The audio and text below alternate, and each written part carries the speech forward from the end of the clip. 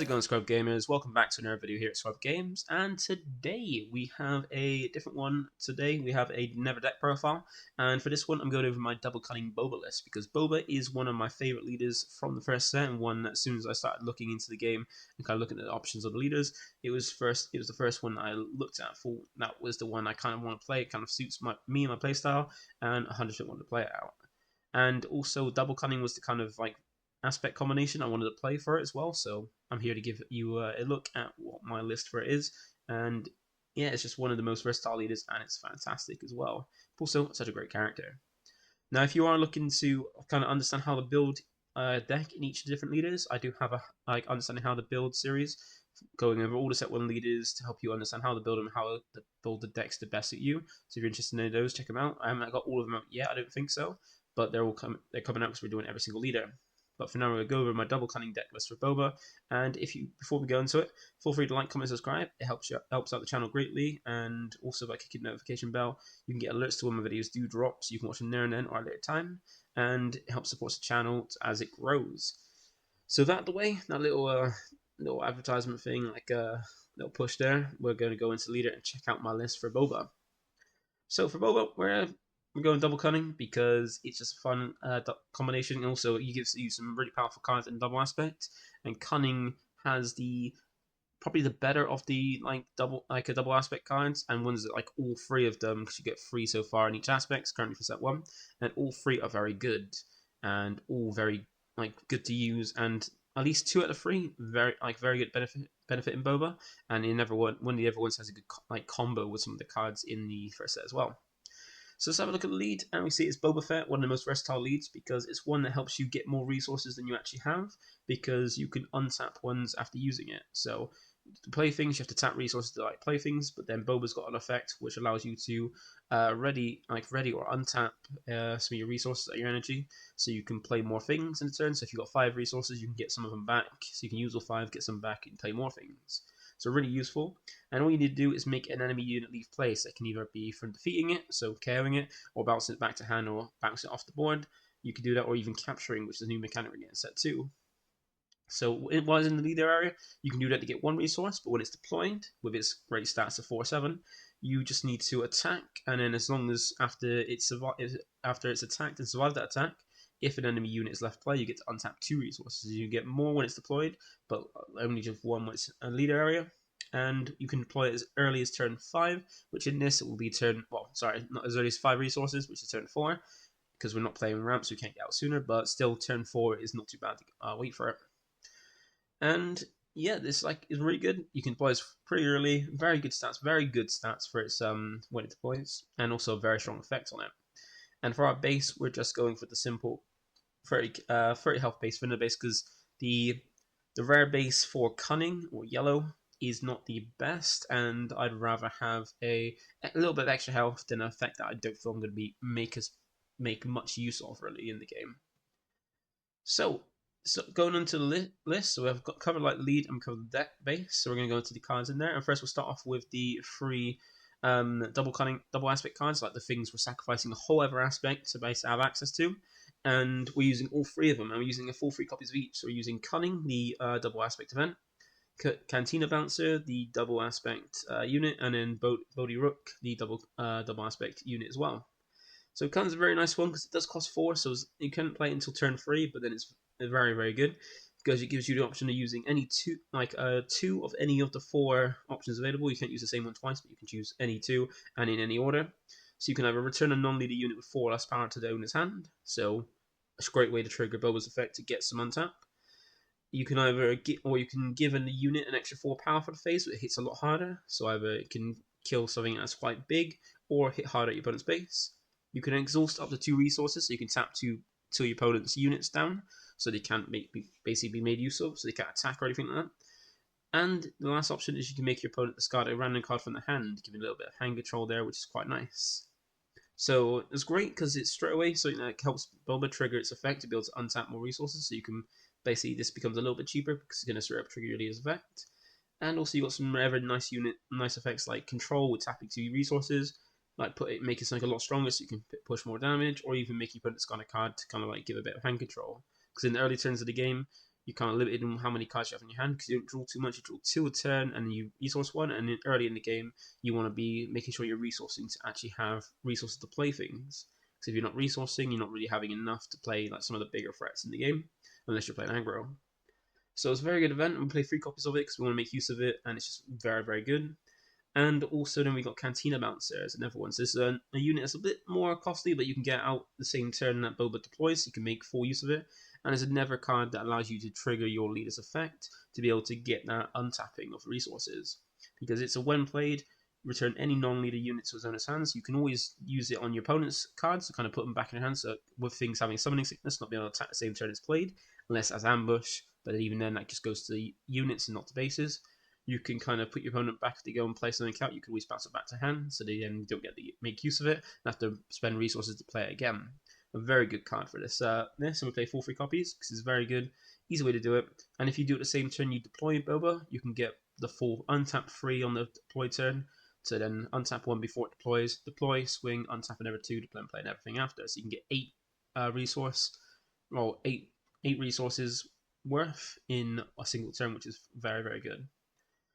And then we got the last one of the double aspect being Bodhi Brook. So this is a one that also, unlike Cantina Bouncer, who hasn't got the best stats at 5 cost, only has 3 power and 5 health, but this still has a very good effect.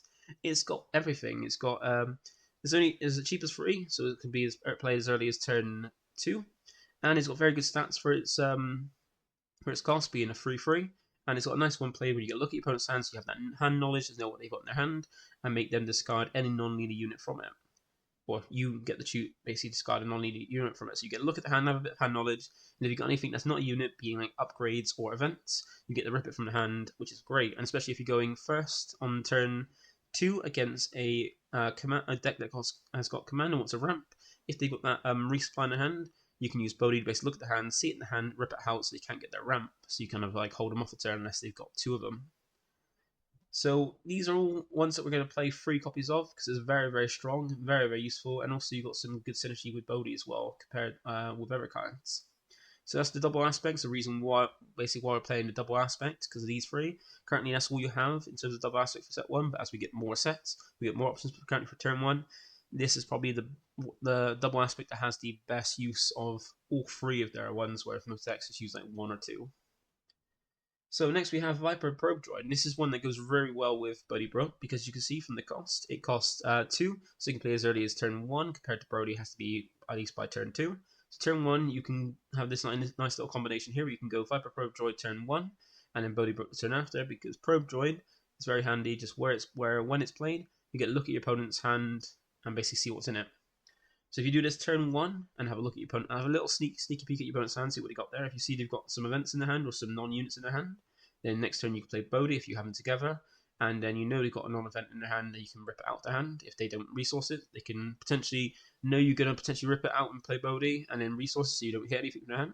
But if they don't, they're basically, you're forcing them to resource the card they might not want to resource, whereas if they don't, then Bodhi can just rip it out. And like I said, this is pretty nice to go against when you go against ramp decks to have that resupply ready and you're going first in the second turn. You can just play this, look at the hand, rip out the hand so you can't use it. So of course we play 3 copies of both of it because it's got very good stats as well for a 2 cost, having a 3 power and 2 health. The health doesn't really matter, it's more the 3 power it does, so if anything attacks it, it's then hitting back quite hard.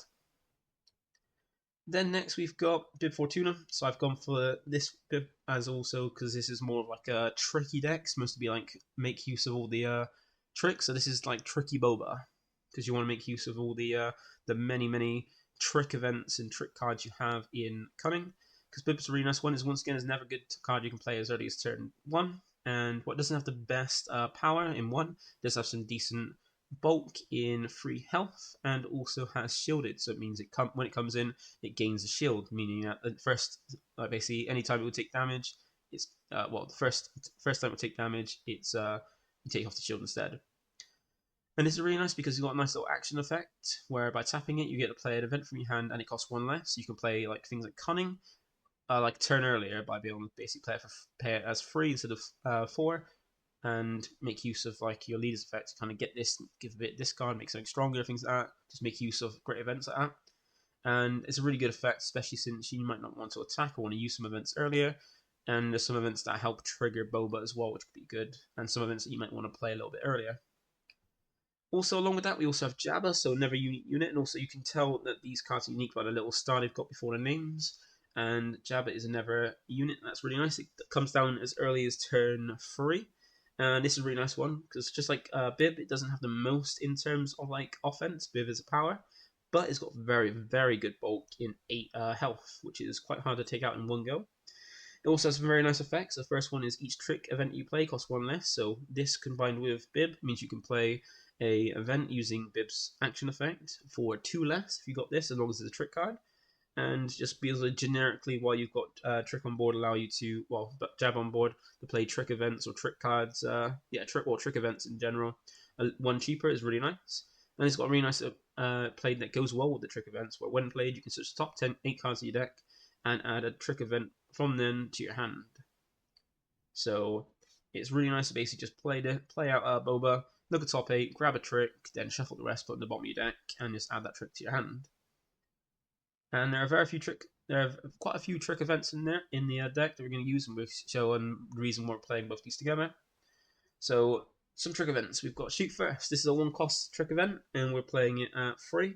And this is really nice because it's a 1-cost, so with Jab on board, it's play for free. You don't have to pay any resources to play this, which is really nice.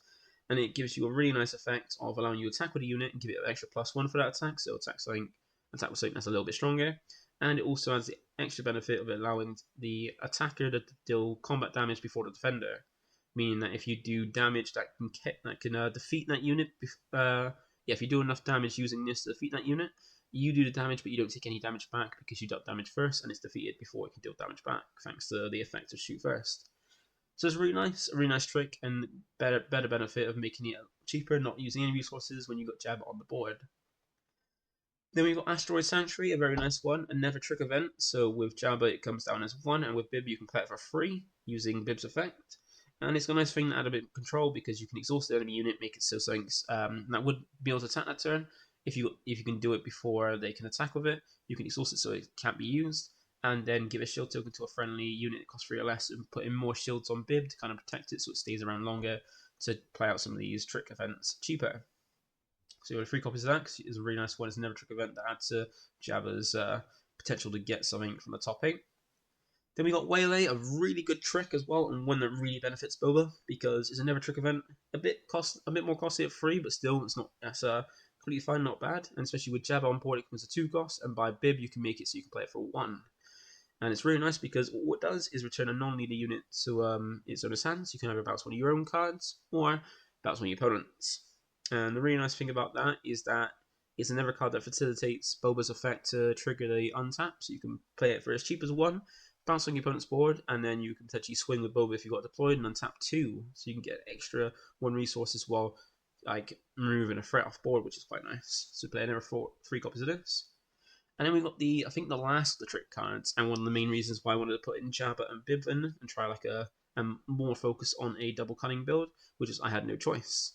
So this is a very hefty and very costly event at 7. But remember, because it's a trick event, with Jabba on board, you can reduce it down by 1 to 6. And with Bib on board, you can then use the effect with Jabba. If you've got both Jabba and Bib on board, you can play this out as early as turn 5. And it's really nice because it allows you to give more removal than just 1, because you choose up to 2 non-leader units your opponent controls, and then your opponent, you choose any 2 non-leader leader units, and then your opponent chooses one of those units, return that unit to his owner's hand, and put the other on the bottom of the deck. So you can use it on your own cards, but you're not going to use it on your own cards, but you can use it on your opponent's, and they've got to choose one that add back to hand, and the other one goes to the bottom of the deck. So using this to just move 2 things on your opponent's board, and then using Boba to swing and untap 2 is very, very handy. So this is really nice, give you more removal than just 1, and it's just any 2 units, not just like a selective one like Cunning could do, which Cunning can only select certain ones with certain power, so it adds to it nicely.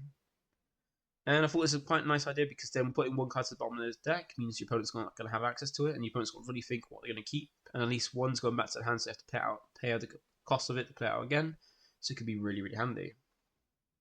So now we're going on to the non-tricks. We've got the kind of trick package with Jabba, Bib, and the event trick cards. Now we're going to some of the other cards, and we got Boba Fett, fantastic, one of the strongest legendaries in the game, and the second most expensive one, and very good because never Boba lead, so it's never Boba you can have. Very good stats. Just if we think that Bodhi Rook has very good stats for its cost, Boba has even better stats for its cost because it's got same power but an extra bit of bulk, and has a nice on attack where if it's attacking a unit that's exhausted and didn't end up play this turn, you get to do an extra 3 damage to it.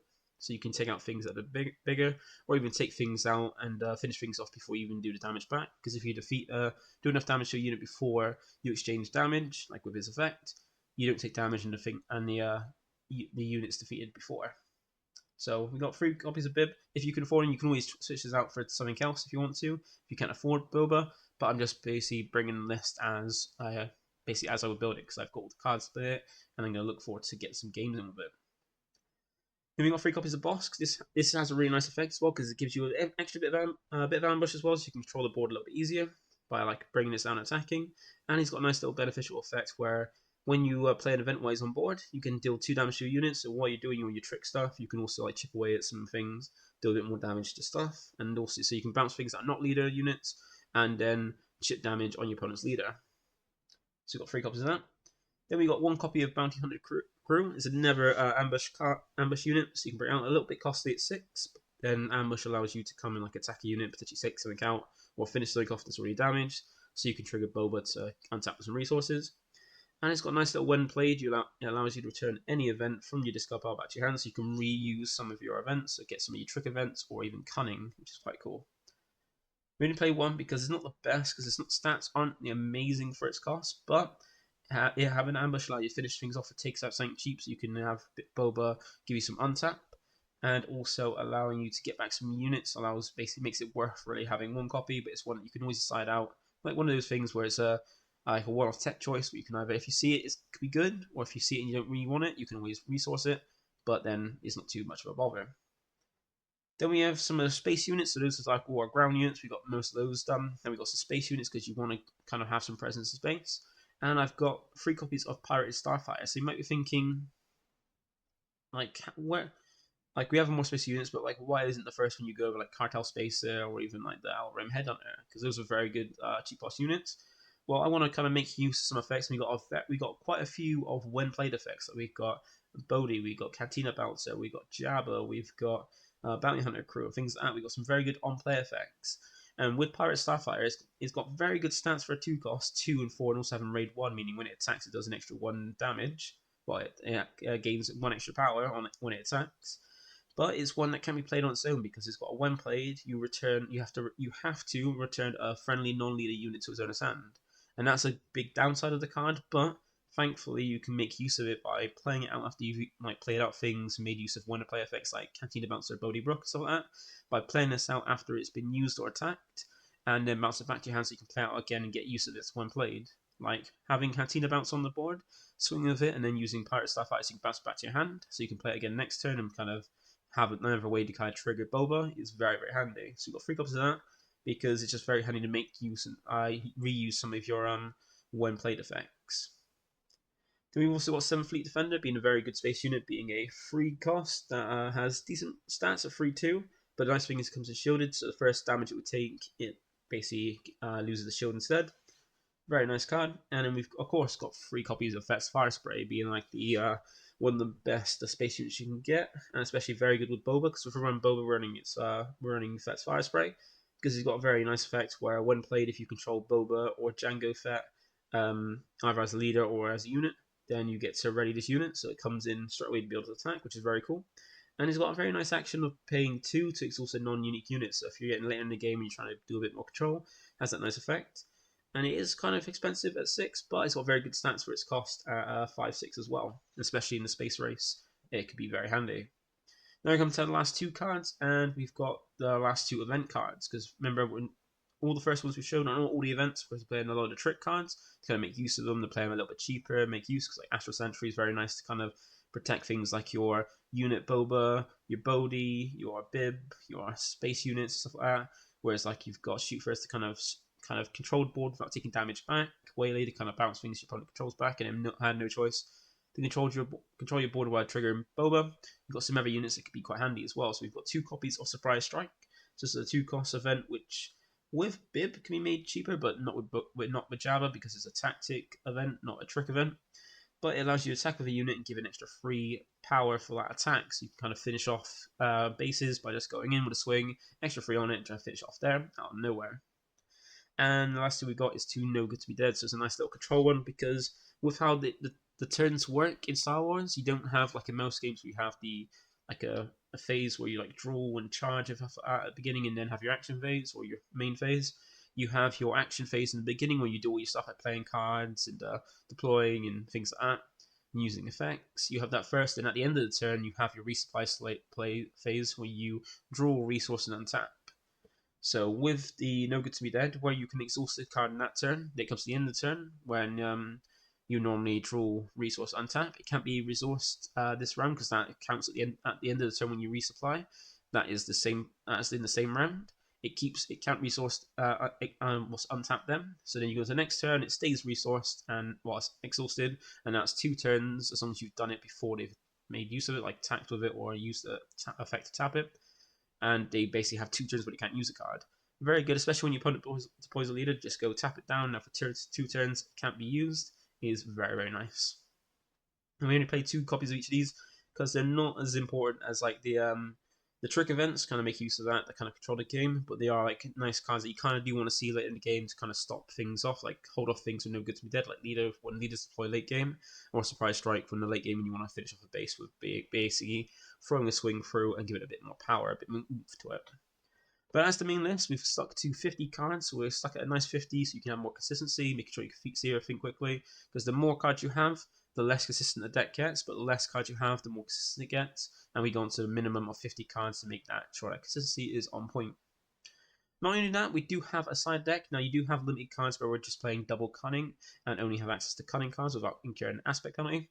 So we've got a side deck if you want to try it out. Like, you can always change the side deck. Side deck I feel is more personal to the player and to their meta. So like you can copy someone's side deck, but a side deck might not be great for your meta. You might have different decks that are played there, or different kind of ways to play your deck, or different ideas. So remember, a side deck is more personal to the player. So where you can copy the side deck, it's always best to try and like tinker and mess with it if you want to change it up.